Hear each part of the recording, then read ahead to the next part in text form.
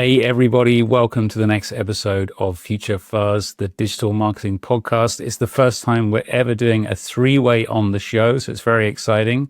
Hope that Riverside doesn't break during the recording. Today I'm joined by Margaret, who's the CEO at Woodpecker. Margaret is a boomerang guest. She is joining today for the second time, and she's joined by Jake, who is the customer success manager at Woodpecker. So let's tell you about Woodpecker. Woodpecker is a cloud-based cold email outreach system designed for B2B companies, sales teams, lead generation agencies, and recruiters, but also many other companies as well. It helps users send personalized email sequences, track responses, and use automated follow-ups to improve engagement and conversion rates. Thank you, ChatGPT, for that intro. So I'm very happy to welcome Margaret, Jake on the show. Jake, how are you doing today? Yeah, I'm doing fine. Thanks a lot for the invite. It's also the first time for me here, so thanks a lot. Wonderful. We're popping your podcast, Sherry. And Margaret, you've done this many times before, right? This is going to be easy for you. Absolutely, but I still love it, so I'm happy to be here. Great. Very, very cathartic. It's like therapy, right? Let's kick off the show. So you guys are the experts in outreach, and you work with a lot of different companies. I know I spoke about a few there, like agencies and sales teams and lead gen agencies, etc. But what trends are you seeing at the moment with regards to the technicality of sending out outreach messages since, Margaret, you and I first spoke? Absolutely. So there is a big shift in terms of volume. I would say that this is something that happens right now and you can't skip it. So we see a lot of customers getting frustrated or feeling like it's like difficult to push further just because it's not only how you sell, but from what you send. So the whole aspect of infrastructure and volume is like, I would say, step one. You can't skip it anymore. And sending from your main domain, like over 200 messages a day and so on, it's not gonna work anymore. So right now, the key trend is diversification of your ESPs, the units from which you send, having healthy infrastructure. And I think like Jake is the best person to talk about technicalities and, like show you what are tricks and tips for that. But I would say it's number one. So if you want to start outbound now, do it while planning your infrastructure, because otherwise you will just get stressed out and no results, and the whole mess starts there. Yeah, Jake, what do you think about that? I completely agree with that. Margaret is absolutely right about the volumes going down when it comes to sending emails. And this has some, real-time effect on the cold email senders. And a lot of them suddenly turn back to how their infrastructure looks, how it's set up. So that's kind of becoming one of the, I don't want to say trends, but kind of reactions on the market to what's really happening. What are the benchmarks? How's the sending looking? Something that people start to looking into. And I'd say one of the trends that I constantly hear on my success calls is, all right, well, let's take a step back and think about the infrastructure before we even hit the send, right? Because it's easy to talk about the value proposition CTAs, but hey, I need something to send from first. And a lot of people are starting to talk about the backup infrastructure as well. So one thing is infrastructure, and another thing is having some replacement backup infrastructure. That's also something that's becoming a hot thing, I think. And when you say by replacement backup infrastructure, would you mean that, let's say, companies purchasing multiple domains and multiple email accounts, they should have other domains and email accounts on standby? Yeah, I think this has been a very rare practice in the past, probably because, it wasn't necessary to do it, really. Yeah. We used to say that, anything goes back in the days. But now it's becoming more and more important because deliverability problems can happen, right? Yeah. And it's good to be prepared. It's good to be able to react in time. And one of the best options to have, is to have the backup infrastructure. And by that I mean, nothing else, but just having the, some separate domain, separate mailboxes that you did not use for cold outreach that have proper reputation, has been properly warmed up. They're just waiting there to be used, right? So once the need arises for that, you can just seamlessly rotate in those mailboxes. So the convenience of that solution and kind of the, the safety net it gives you that's just what makes it more and more popular these days. Yeah, okay, that's interesting. And I'm just really curious. So how many companies you come across who like sort of like roll in and they just make a mess of everything straight away and start mailing from their main domain and get blacklisted? Do you have any percentage figures off the top of your head? It's hard to say. I think there are still a lot of people who start kind of cluelessly without, having the consciousness inside themselves about the risks that cold email can bring. And something that is, so obvious to us at this point is that you do not use your main domain for sending. That's something we often have to tell our clients that, hey, you might risk burning your main company domain, and you don't want to do that. And that's a very basic first step that a lot of people, forget about. So it's still happening, but I'd say it's getting much better because the situation on the market is getting more difficult. So Right. A lot of people try to educate themselves more so they can react to changing conditions. And then looking at small to medium-sized enterprises who are using Woodpecker, but they might also be using other tools as well, what would be your advice to them? Do you have any tools or any assets that they can use? It all depends on your needs because you need to, create your infrastructure, create your setup according to what you really want to achieve. Some time ago, we came up with a very simple, Excel sheet to help you plan the infrastructure. And I think we can share it later on. But that's a super simple, asset that can help you, learn how much of infrastructure you should have when you start. And another cool aspect of that is we also help you calculate the backup infrastructure because, that's becoming an industry standard. But that's usually what I use when I talk to clients who are just starting, mid-small companies, and they need to have this infrastructure and they want to build it based on the best practices. So best recommendations from us. And such planner is usually very useful, in my case. Nice. Okay. So opening the floor to the next question, what are the killer content tips at the moment? I mean, are there any evergreen subject titles that always work? Are there any particular, email content styles that get a great reply rate? And let's just say, I think the industry reply rate is probably going down now, right? What is the industry average? I remember it used to be like 2% at one stage. You guys have any stats on that? Must be lower. The average is between 1.5 to 3%, assuming that you're not sending like horribly bad content. Yeah. So it provided that's the standard. But on the other hand, on daily basis, I see customers with like 13%, 20 something percent, or decent percentage from that of positive replies. So it's not, I'd say, looking from the perspective of the whole industry, it gets more difficult unless you understand how the market changes. Because I can give you a very simple example. We are in the phase of, well, it's not a phase, it's a step of development, the AI hype, which I understand. And I'm also massive fan of AI automation, how you can scale data and so on and so forth.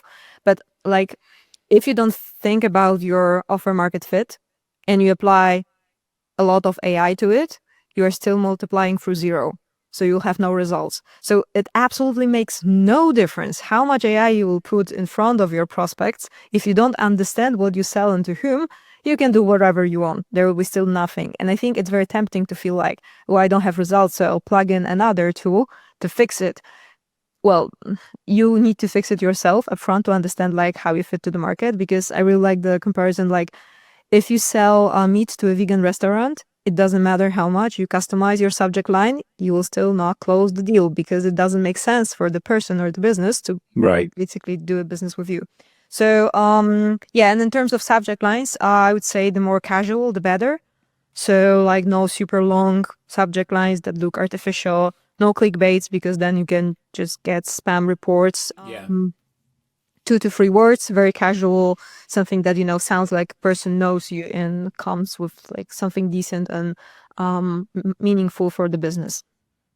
Great. And it's really fascinating to hear about, some of these organizations getting, 13, 20% reply rates. What sort of things are they sending? I know you can't go into great detail, but you have any idea?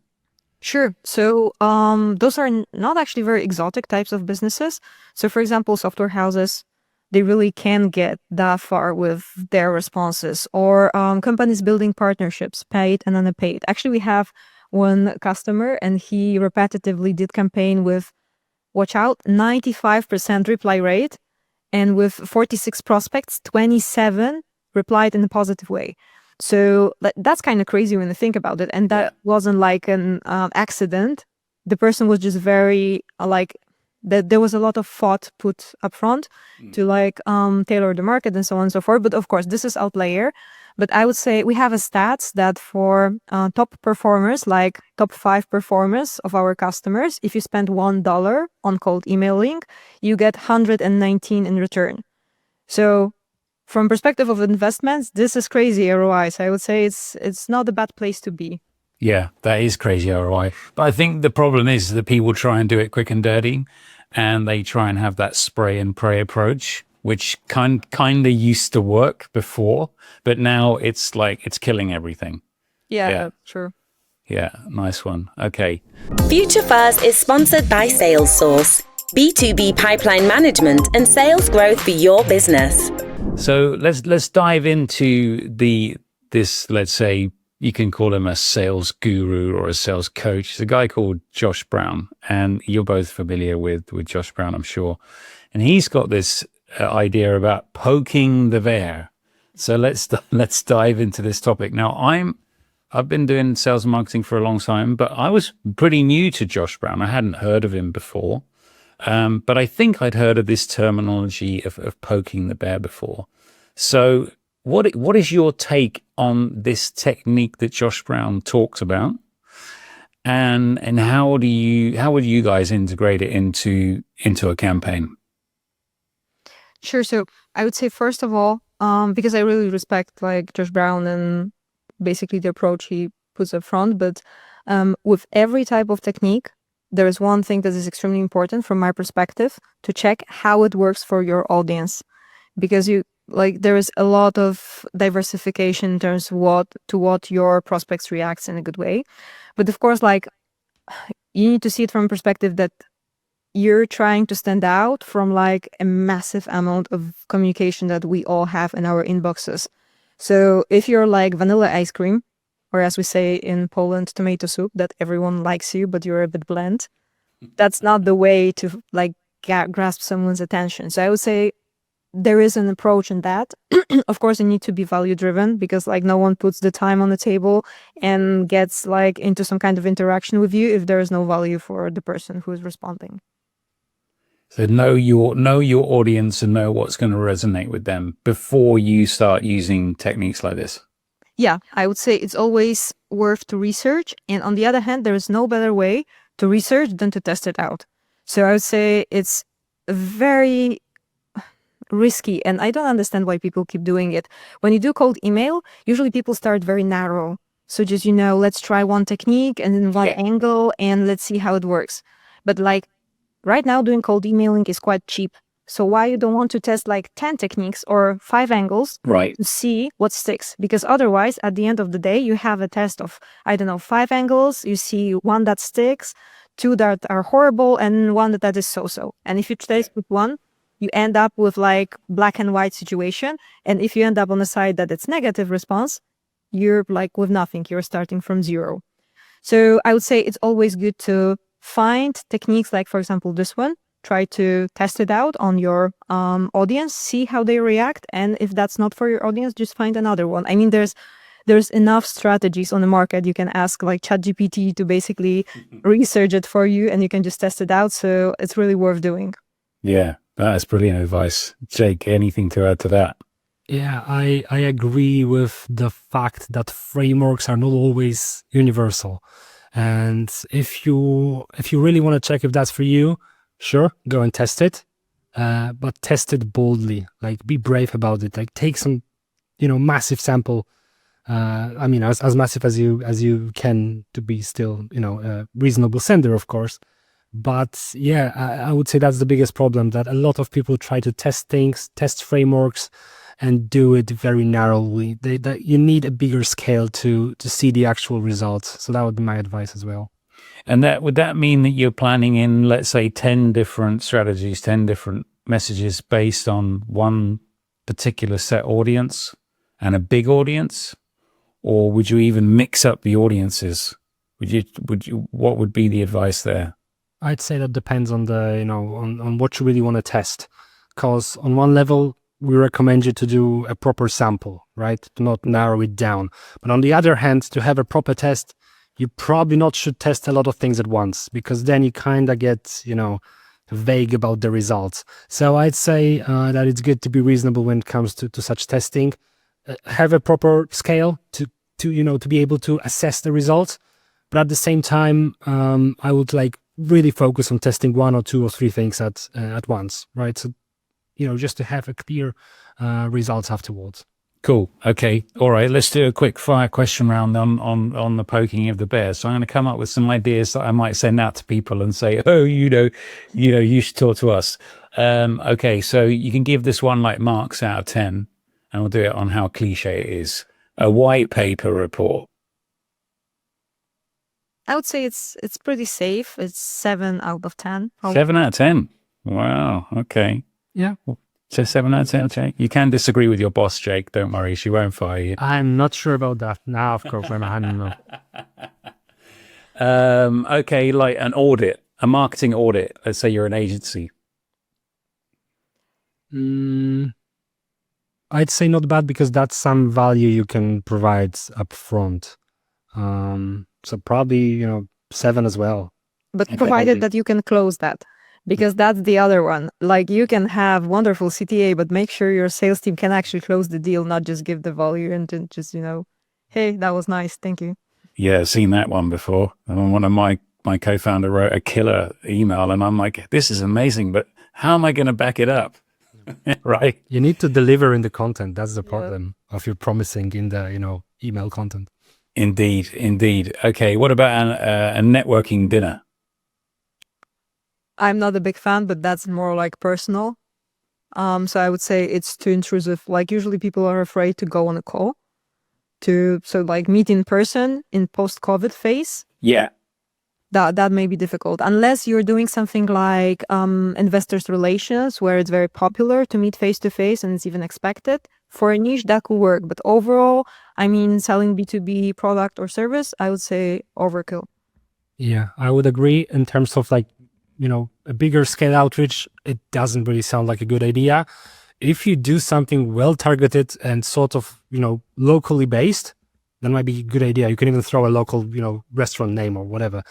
I think on a local scale it can work, but it has to be really well targeted. In a massive scale, to me, it would simply feel intrusive as well. On mass scale, it's not going to work. However, from our experience, one of the best performing campaigns in terms of engagement and success. Mm-hmm. But then it was a very clear list of people, highly targeted, and it had a nice venue. So it was working well. Yeah. It's not a bad idea. Yeah. It's all about the context, right? It's all about the context. Okay, what about, I'm going to send you a deck straight off the bat. Can I send you my deck? Well, I have very personal feelings about this one. Go on then. 2 out of 10, 3 out of 10.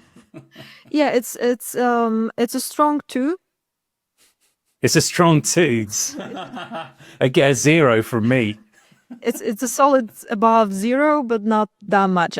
Because it sounds extremely cocky from my perspective to just say hey, I'll send you a deck. It's hey, here I attached my presentation about how awesome I am. And I'm thank you, appreciate that. So usually I would say no, unless you are, for example, doing some kind of recycled data that you have been in touch with, and they kind of expect this type of communication. For old email, super cold, you never talked to these people before.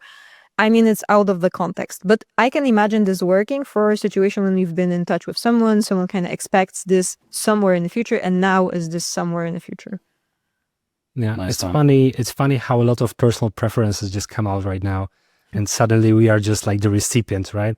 But yeah, I would agree. I always feel like the cold email should be more of an invitation to conversation, not really, providing you with certain things up front, maybe. So yeah, I would also rate it like a 3 or 4. But then again, I don't think it's it's a bad idea. It can work. I'm just speaking as a recipient, probably. Yeah, I think you have to get a very, very lucky shot. And of course, like a podcast invitation is always a 10 out of 10. I can tell you that from experience. It was for me. Nice one. So yeah, wrapping up with Josh Brown, I think, guys, would you agree? It's about like, you can poke the bear, you can try and tease people and get them to engage in a conversation, right? You can try and send them something interesting, send them something that provides value, send them something that would maybe trigger them, but you've got to know your audience to do that. Yeah. Right, Margaret, would you say? 100%, because ultimately, like, you need to look long term.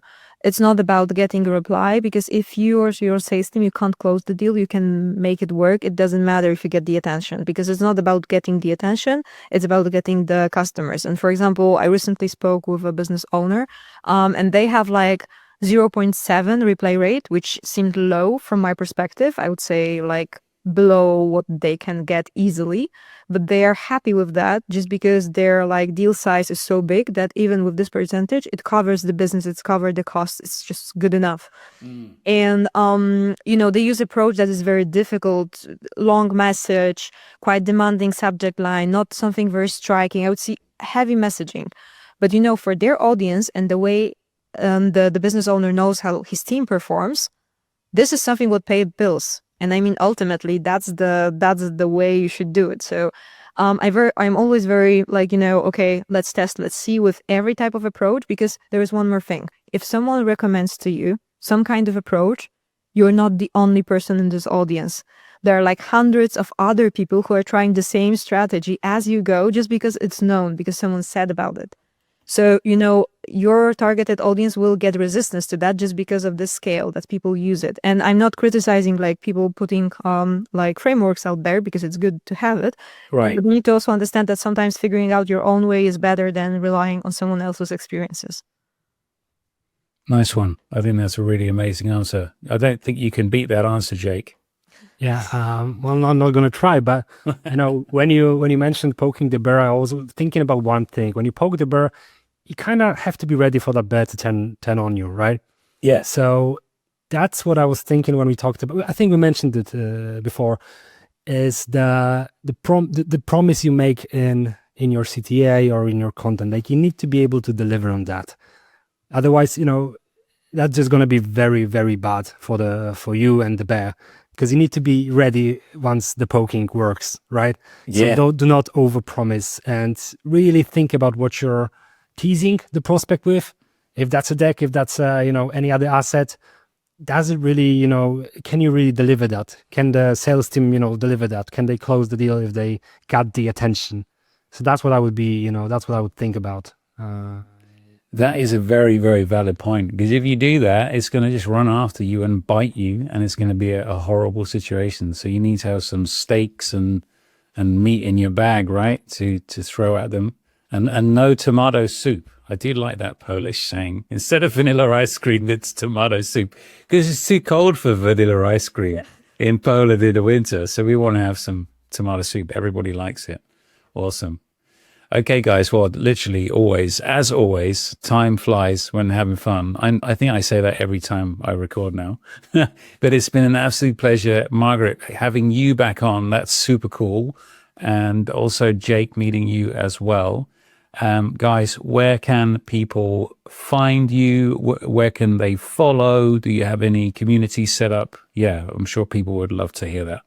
So I'm always available on my LinkedIn, Margaret Sikora, and it's me replying there. So if you want to talk, you have questions, feel free. Jake is also there, so feel more than invited to talk. So you're not going to get in contact with an AI bot. It's actually you. No, but actually someone once asked me like, hey, are you AI bot? And I was like, no, And that's sad that you thought this way. So no, it's me because I believe that in business, personal relations are really important. So happy to chat. Love it. Okay. Awesome, guys. Thank you very much for joining the show. Thank you very much. Thanks a lot. Thanks for tuning in and making the choice to listen to this podcast. If you liked what you've heard today, please don't forget to subscribe.